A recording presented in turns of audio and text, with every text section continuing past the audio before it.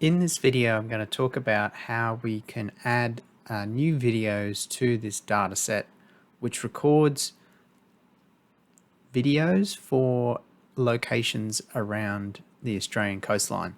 This data set aims to help us categorize and map reefs. And essentially it is each region.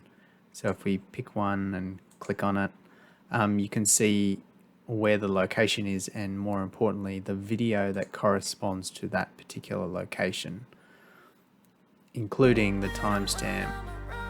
So here, for example, we can see some footage, some aerial footage, and then some underwater footage that corresponds to that location. So that allows us to really, if we're looking at footage of that, satellite imagery, we can sort of understand the dynamics of that location. Now, what we're going to do is try to localize this particular image here, this footage, based on clues that are in the video. So we know that it could be in Ningaloo, it could be in Exmouth, and the other thing that we want to do is look for other clues in the video, whether there's any drone footage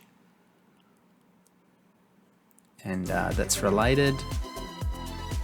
So we can see here there was that drone footage, and then there's snorkeling in that same location, and then finding the macroalgae. So for us, what we want to do is use that drone footage to actually then, let's go back to the drone shot if we can, use this to try and localize where this particular footage is.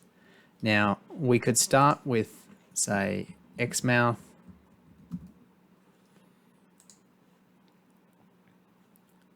and then have a look along the coastline here. Now, you can see things to look out for is there's this campground, there's this shape of the coastline, which is fairly wobbly, and then this particular patterns on the inshore. Now, if we have a look around Exmouth, nothing stands out with those particular shapes. And then there's another clue, is that if we look at this particular footage is taken at dusk, and the direction of the sun is on the wrong side for this location, which indicates that it's probably on this side of the coast. So then our job is to zoom in just enough that we would see the detail of a campground, and then look along the coastline to find the patterns of the matching patterns of this coast and the campground. So on Google, you'll find that most of the campgrounds are at the ends of roads. So the roads are a good indication of where you can stop and have a quick look for a match. Here's the campground. It's a wrong coastline shape. Same here, wrong shape.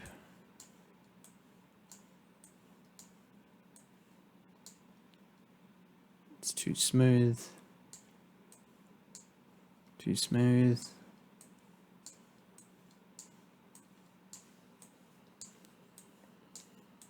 Okay, here's another campground. Does look fairly smooth, but this particular dark area here kind of looks similar to this one. If we zoom in a little bit, then what we're looking for is exact matches of shapes. So here we've got this circular shape going up to a sort of T junction. We can see a circular shape with a T junction. We can then see this particular blank area. There's a matching blank area here with some 2 dots, and I guess that's those 2 dots there. And then this particular sort of M shape, you can see that same shape there. So once you've sort of found a few markers like that, then you can be pretty confident of where this particular footage is. Then what you want to do is pick a particular place to start the video. So in this case, I'd start with this aerial imagery, and you would find out the link. So you do share, and then have start at that particular location, so that when someone clicks on the shape, they'll go straight to some footage which matches. So now our job is to add it into QGIS. So we've got to find the same location on the base map here. Now this particular place we found was about halfway down. I think that's it there. Now what we want to do is make a polygon which represents the footage. So we've got this aerial footage which covers sort of from here outwards to about here. We want to focus on the areas where there's good information, I guess. So we'll add a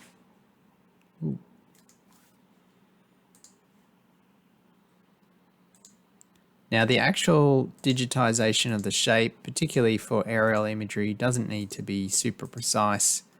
So something like that is fine. Then what we want to do is record the name of the location. Now we should have the name from Google, I believe. It says Osprey Campground. So that's what we want to record.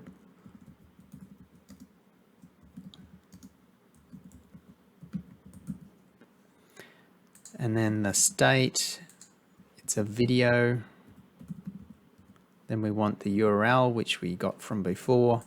Now in the notes, what we want to do is record the key features of what we're seeing. So in here, we've got drone footage of the region. And then the other things that we want to do is describe what the other key parts. So in this case, we can see that they're doing snorkeling in shallow waters, and that the snorkeling shows that there's macroalgae. You might note how deep the water is.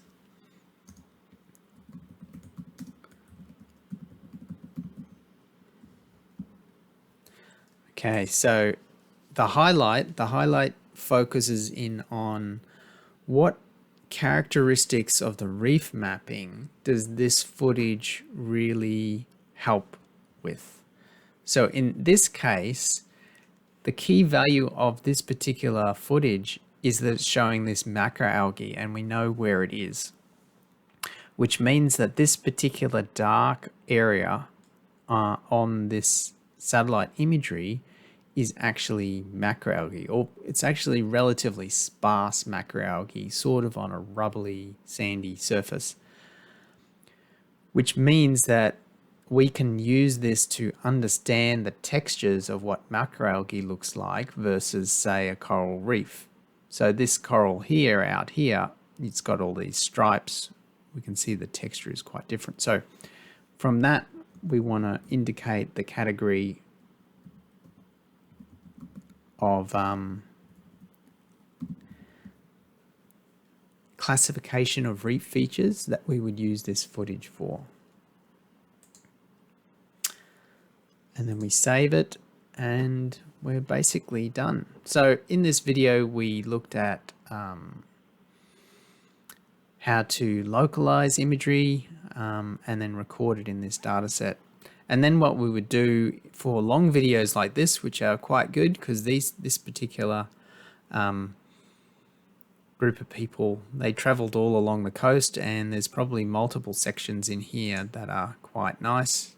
Here's another shot of Osprey Bay. So you would often go through long videos and cut them up into multiple sections, localizing each major different area. The other thing to point out is that if you find a particular video on YouTube that is useful and they've done a good job of recording names, here we can actually see the bay name, then it's often a good idea to actually then go and have a look at their other videos. Look at their videos tab, and then see if there are any other relevant ones that might be useful. So you just have a quick look at them. Now we're looking for, I'm not even sure where the grid is, but there's a bit of footage.